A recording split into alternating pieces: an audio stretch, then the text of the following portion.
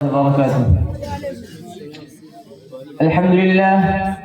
الحمد لله وكفى وسلام على عباده الذين اصطفى أما بعد فأعوذ بالله من الشيطان الرجيم بسم الله الرحمن الرحيم لقد كان لكم في رسول الله أسوة حسنة صدق الله العظيم.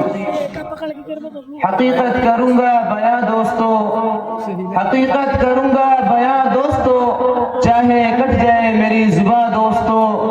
جس زمین پر نبوت کی توہین ہو، جس زمین پر نبوت کی توہین ہو، گر پڑے نہ کہیں آسماں دوستو. جو خلاف شریعت ہمیں حکم دے، جو خلاف شریعت ہمیں حکم دے، بدل دیں گے وہ حکمراں دوستو. اپنی منزل کے دھن میں رہے گا رواں، اپنی منزل کے دھن میں رہے گا رواں بخاری کا یہ کارواں دوستو.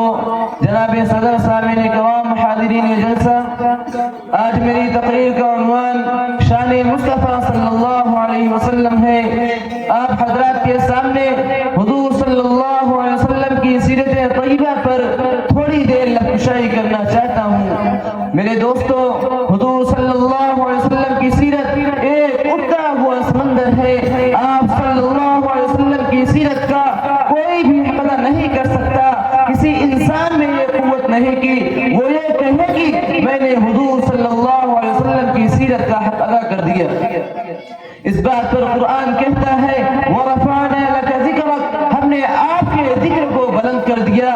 میرے دوستو، نبی چلتا ہے قرآن بولتا ہے، نبی اٹھتا ہے قرآن بولتا ہے، نبی بیٹھتا ہے قرآن بولتا ہے، نبی غار میں ہے قرآن بولتا ہے، نبی پہاڑ پر ہے قرآن بولتا ہے. محمد کی ایک ایک ادا قرآن بولتا ہے. نبی مسکراتا ہے قرآن بولتا ہے، نبی روتا ہے قرآن بولتا ہے، نبی صحابہ کو اپنے سینے سے لگاتا ہے قرآن بولتا ہے. اے پیغمبر، میں نے تیری ایک ایک ادا قرآن میں اتار دیا، اس لیے کہ تو اتنا بلند ہے، تیری وجہ سے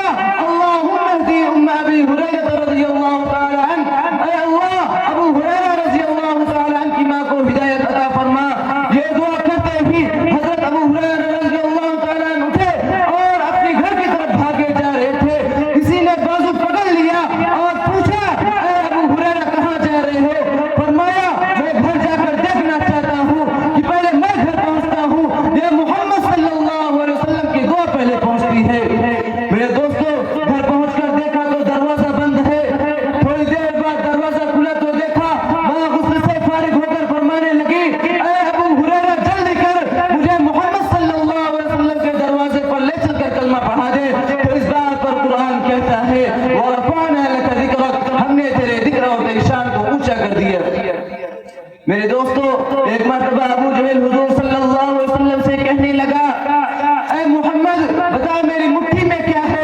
حضور صلی اللہ علیہ وسلم نے فرمایا اے ابو جہل میں بتاؤں تیری مٹھی میں کیا ہے؟ یہ تیری مٹھی میں جو چیز ہے وہ بتائے کہ میں کیا ہوں۔ یہاں تک کہ ان کی مٹھی میں جو کنکریاں تھیں ان سے آواز آنے لگی اشہد ان لا الہ الا اللہ و اشہد ان محمد رسول اللہ۔ یہ میرے نبی کی شان ہے، یہ میرے نبی کی شان ہے۔ میرے دوستوں اسی بات پر میں اپنی تقریر ختم کرنا چاہتا ہوں۔ اللہ تعالی ہم سب کو سیرت طیبہ اپنانے اور اس پر عمل کرنے کی توفیق عطا فرمائے، آمین۔ ہونٹوں کی تشنگی مٹا دے میرے دل کا داغ۔ اب میری تقریر ختم ہوئی، وما علینا الا البلاغ۔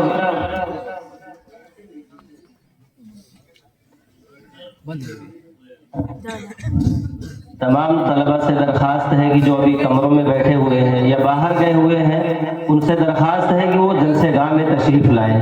آپ ہی بزم کی رونق ہے، اگر آپ غائب رہیں گے تو جلسہ بھی ادھورا رہے گا، اس لیے آپ سے بہت ہی ادب سے درخواست ہے کہ آپ جلسے گاہ کے اندر تشریف لائیں، ادھر ادھر آپ نہ ٹہلیں۔ آپ ہی کے لیے جلسے کو سجایا اور سنوارا گیا ہے، اس لیے بہت ہی مؤدبانہ درخواست ہے کہ آپ تشریف لائیں۔